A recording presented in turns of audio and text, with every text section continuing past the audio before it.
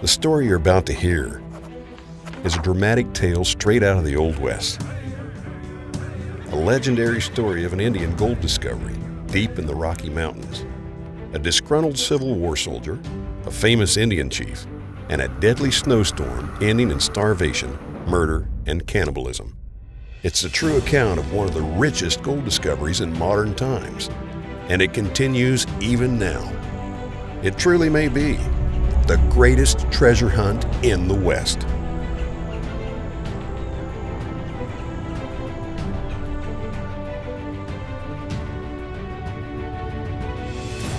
In April of 1862, a young recruit in the Union Army named Alfred Packer dreams of heroics and glory in the greatest armed struggle the U.S. has ever known. But after only 8 months, Packer's well-concealed epilepsy finally betrays him, and he's discharged from military service.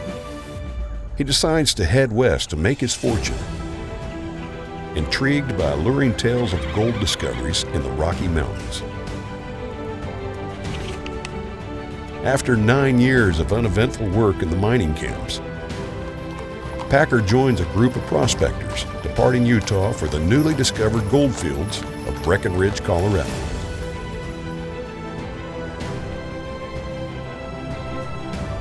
In January 1874, the starving and frostbitten party straggles into the village of an influential Ute Indian chief named Ouray. Ouray takes interest in the men's quest and tells them of an Indian gold discovery in the San Juan Mountains, deep in the heart of the Southwest Rockies. Ignoring the chief's warnings of deadly winter storms, Packer and 6 men set out in search of the gold.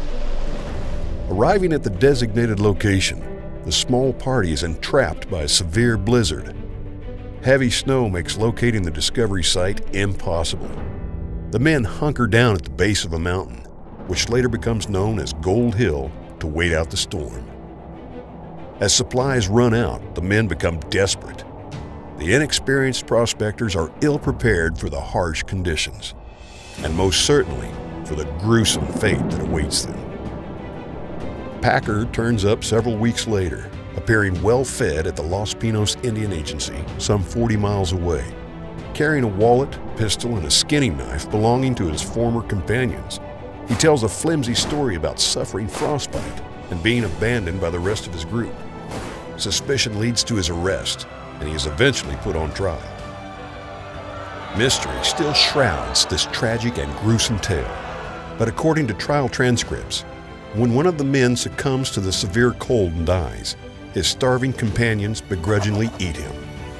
With no relief in sight, 3 more men are killed by hatchet blows to the head while they sleep. A 5th man later dies by pistol shots at close range. All were butchered and eaten. A jury convicts Packer for the murder of his 5 companions, and he is sentenced to death. On a technicality, the Colorado Supreme Court later commutes his sentence to 40 years imprisonment. A memorial to Packer's victims was later erected at the actual crime scene at the base of Gold Hill. A few years after the disastrous Packer expedition, a frenzy of prospecting activity is again focused on Gold Hill after the discovery of a boulder containing rich veins of gold at the base of the hill. Reportedly, the boulder assayed over 1,000 ounces per ton. Prospectors comb the hill and eventually uncover a series of gold-bearing veins, which are then staked and claimed. They name their discovery the Golden Wonder Mine. Work starts immediately. Shafts and tunnels are dug. Occasional pockets of extremely rich ore are encountered, but only just enough to cover expenses and keep their hopes up. When money finally runs out, the mine is abandoned. In 1939, John W. Vickers acquires ownership of the Golden Wonder. Vickers lives at the base of Gold Hill and works for the mine's previous owners. He has his own ideas about unlocking the Golden Wonder's secrets. With mining records in hand, Vickers makes the arduous trip to New York, where he convinces legendary financier Jules S. Bache to finance his quest for the motherlode.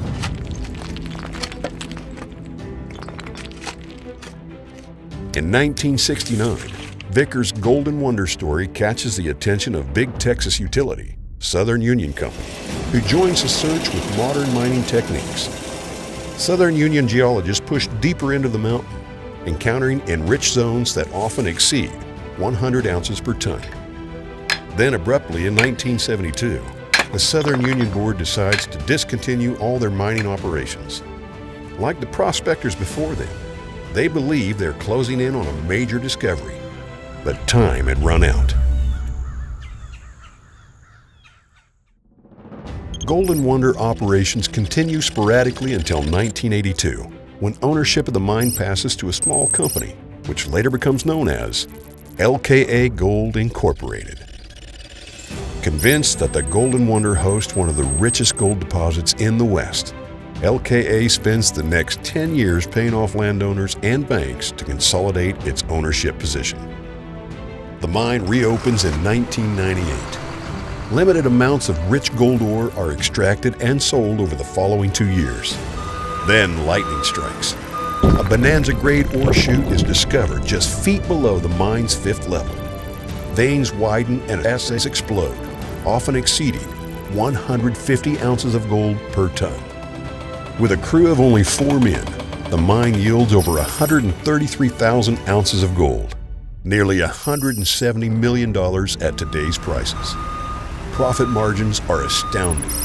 An average production grade of 16 ounces of gold per ton establishes the Golden Wonder as the richest gold producer in modern times. But this remarkable story doesn't end here. When the initial discovery is mined out, the search begins in earnest for another ore chute. Geologists believe that high-grade deposits of this type are formed when gold-enriched boiling water from a volcano's magma chamber is forced up through the volcano's fractured vent system. As the water cools and the pressure is released, gold is deposited within the cracks and fissures of the vent system. These highly enriched vents are often referred to as ore chutes. And just as there are numerous vents in a volcano, there are quite likely multiple ore chutes, usually in close proximity to each other, possibly even larger and richer ones. In 2009, LKA begins a very surgical approach to locating the Golden Wonder's next big find. Exploratory mining generates over $5 million in gold sales, frequently teased with veins sampling up to 70 ounces of gold per ton. The hunt for the next ore chute is shaping up like the first one. Intriguing, but elusive. Kinross Gold, the world's 4th largest gold producer, joins the hunt in 2016 with a drilling program designed to probe newly discovered zones immediately adjacent to LKA's current workings. These new areas were found to possess characteristics remarkably similar to the original discovery. Despite encouraging early drill results, Kinross makes a policy decision to focus on its Nevada properties and pulls out of the project. While the Kinross withdrawal comes as a surprise, LKA is left with a trove of valuable data. Determined that drilling should continue, the company's largest shareholders fund a follow-up drilling program. Knowing that each time the drill probes the Golden Wonder's vent structure, there is real possibility for another major discovery. Drilling will commence as soon as possible. As the next chapter of this amazing story unfolds, you are invited to join LKA in the greatest treasure hunt in the West.